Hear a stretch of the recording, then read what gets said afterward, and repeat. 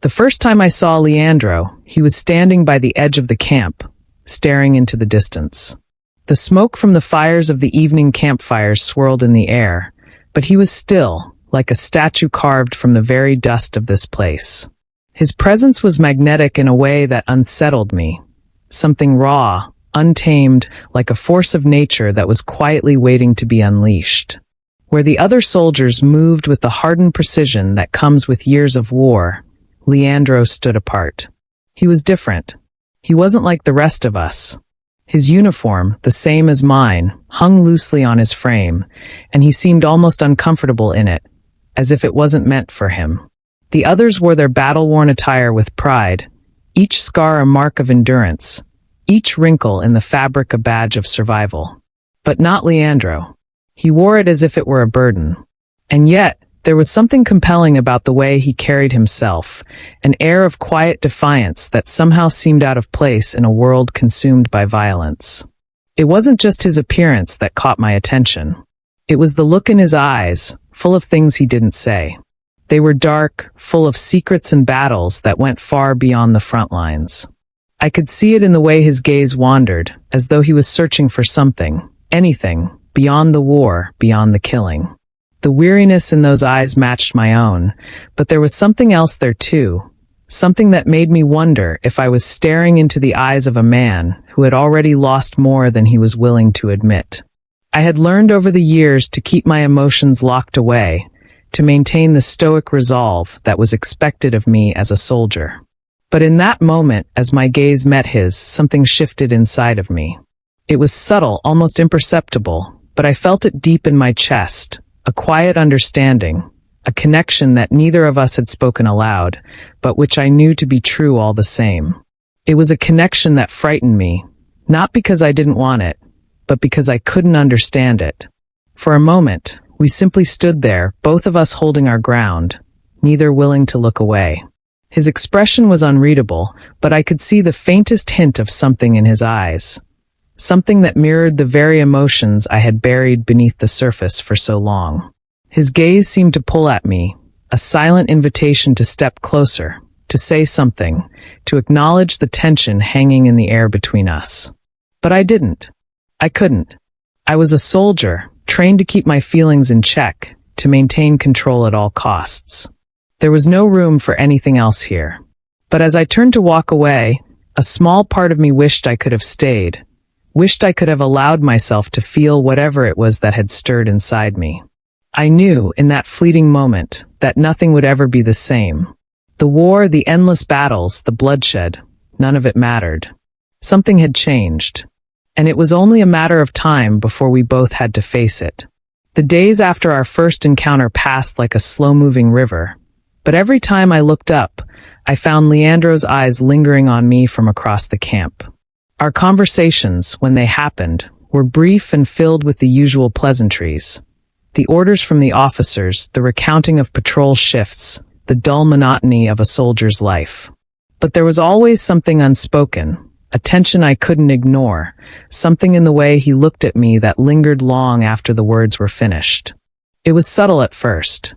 A glance that stretched too long, a slight shift in his posture when I walked by. But in the silence of our shared patrols, I began to feel it, an undeniable pull, something raw and unfinished hanging in the air between us. Then, on the evening following our last patrol, I saw him again.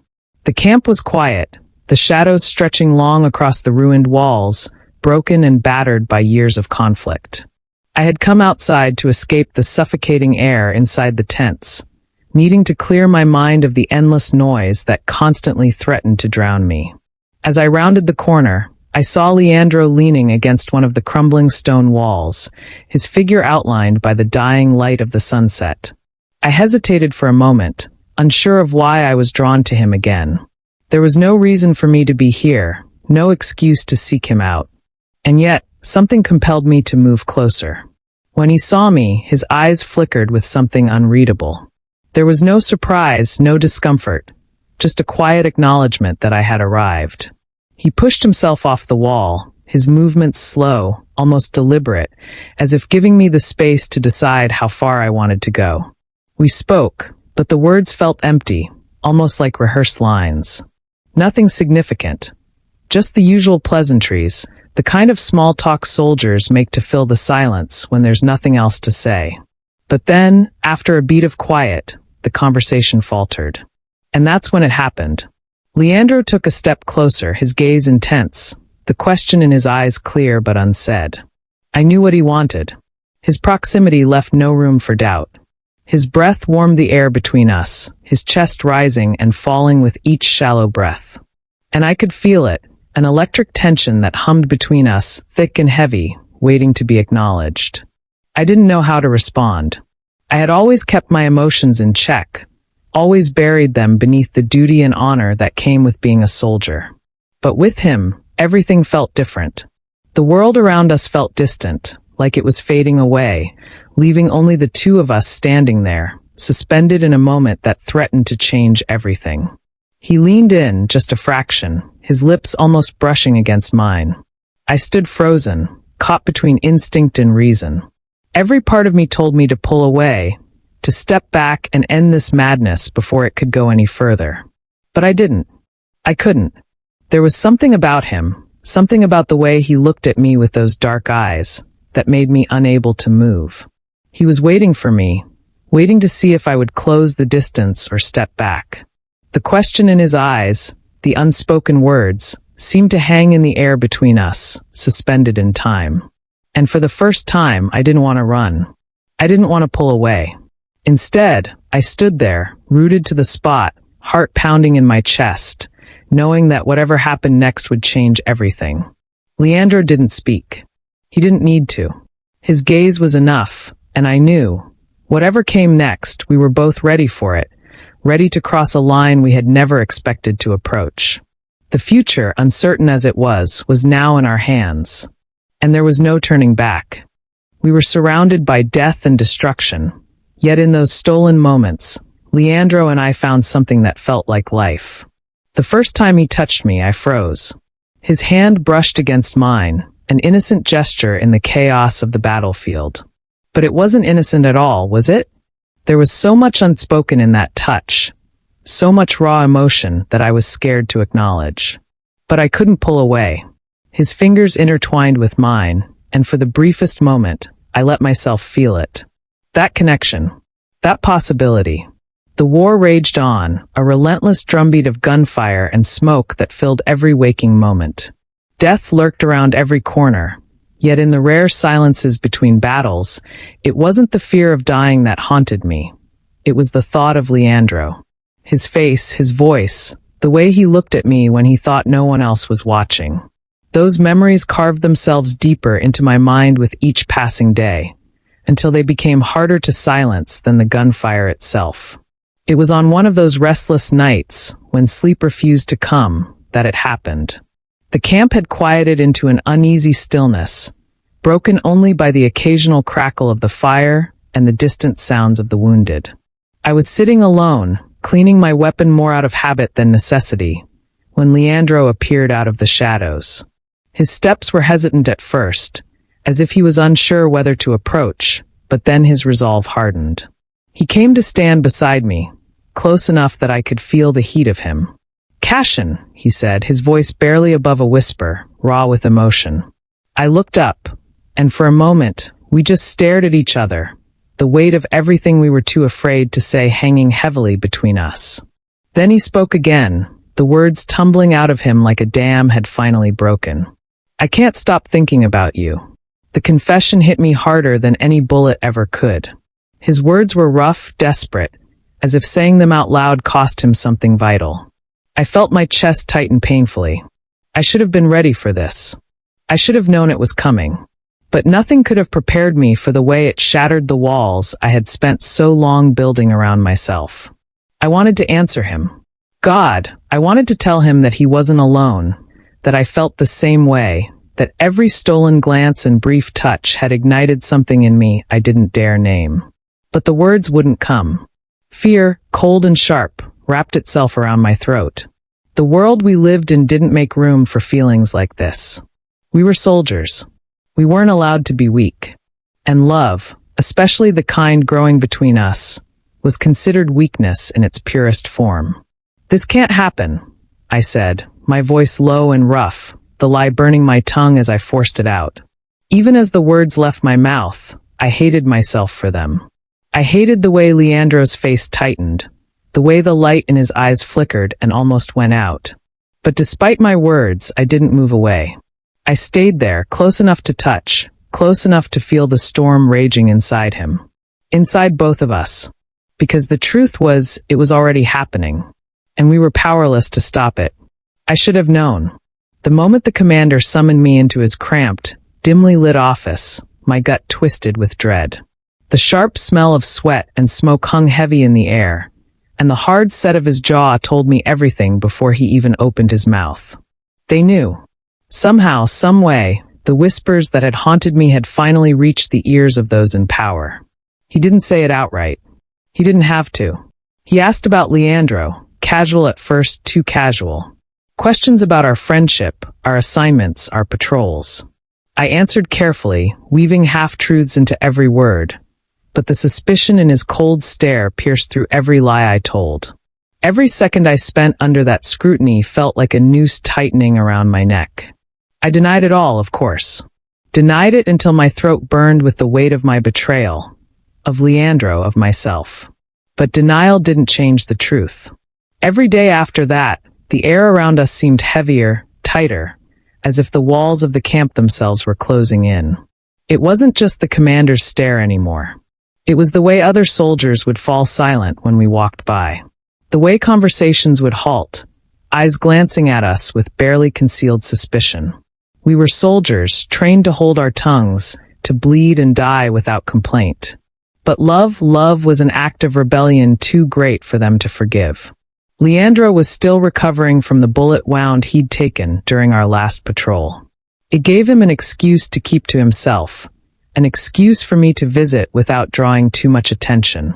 But even then, every touch between us grew more dangerous. A hand brushing against his when I passed him supplies. A fleeting glance across the crowded mess hall. Everything we were felt like it was held together by a single, fraying thread.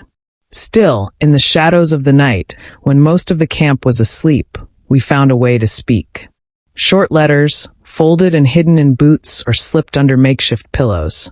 Tiny fragments of ourselves we dared to share. Hurried scribbles, but filled with more truth than either of us could say aloud. In them, he dreamed. He wrote of fields untouched by war, of cities where no one cared who we loved. He wrote of mornings waking up beside each other without fear. He dared to imagine a life where we were not soldiers, but simply two men who loved. "When this is over, will you be with me?" he wrote in one, his handwriting shaky but fierce. I read the question over and over, tracing the ink with trembling fingers. For the first time in longer than I could remember, something inside me stirred. Hope. Fragile. Reckless. Dangerous. But real. And in that moment, despite everything we were up against, I let myself believe. Maybe, just maybe, there could be a future where we weren't a secret. A future where love wasn't something we had to hide. Maybe there was a way out. Maybe there was a chance. For him. For us. For love. The man who had threatened to expose us had been quiet for too long. But when I saw him whispering to the others, I knew. It was only a matter of time before the truth came to light. It wasn't just fear that gripped me. It was the thought of losing Leandro. We'd been careful, but war has a way of stripping away secrets. I could feel the eyes of the other soldiers on us, the suspicion creeping into every glance we exchanged. This wasn't just a betrayal of our love. It was a betrayal of everything we had fought for. We couldn't stay. Every glance, every whisper around the camp, every order barked at us with too much force told me we were running out of time. If we wanted a life together, we had to take it, steal it from under the boots of men who would rather see us buried than free. The plan was reckless, stitched together with desperation. We would meet under cover of darkness, slip past the last guard post by the cliffs, and head for the border. Freedom waited for us on the other side. A new life. The night we chose was moonless, the sky heavy with clouds. Perfect. My heart hammered against my ribs as I moved through the camp. Every shadow a threat, every breath a risk. When I found Leandro waiting by the broken wall, the same place where this had all begun, he gave me a nod. No words. We didn't need them. We moved fast, silent, hearts full of hope. But hope wasn't enough. The alarm shattered the quiet. They knew. Within seconds, the camp exploded into chaos. Barked orders. Boots pounding the ground. Searchlights sweeping the darkness. There was no way out. We were dragged back at gunpoint, our faces forced into the dirt like criminals. No trial. No mercy.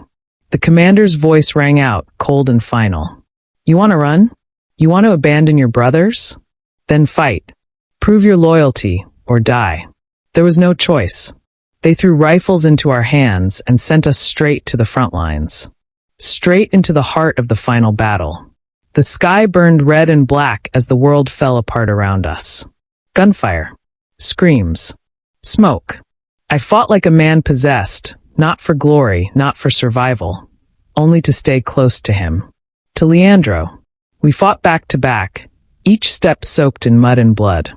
But war doesn't care about love. A single shot, lost in the cacophony, found him. He stumbled forward with a gasp, his rifle slipping from his hands. Leandro.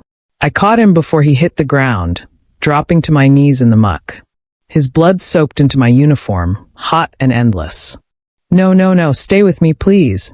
His eyes found mine, filled not with fear but sorrow. His mouth moved, shaping words I couldn't hear over the noise. I love you. I crushed him against me, sobs tearing out of me, wild and broken. I love you too, I love you, God. Leandro, stay with me. But there was nothing I could do. In my arms, he grew still, the life leaving him like smoke in the wind. And I screamed. I screamed for everything we lost, for everything we would never have. For a future ripped away by hatred and violence. No one heard me. Or maybe they did, and didn't care. The war ended days later, but it didn't matter. Not to me. I stood over a grave with no name, far away from the ruins of the battlefield. I marked it with a stone. Just one word carved with shaking hands. Leandro. The world moved on. Soldiers celebrated. Nations rebuilt. I wandered through it all like a ghost. Sometimes at night, I still hear his voice. Feel his hand brush mine. See his smile. I tell myself he's free now. Maybe somewhere, somehow, he found the peace we never could. But as for me, I'm still here, broken and hollow, clinging to the memory of the only man I ever loved. And when the nights grow too quiet, I cry for him. For us.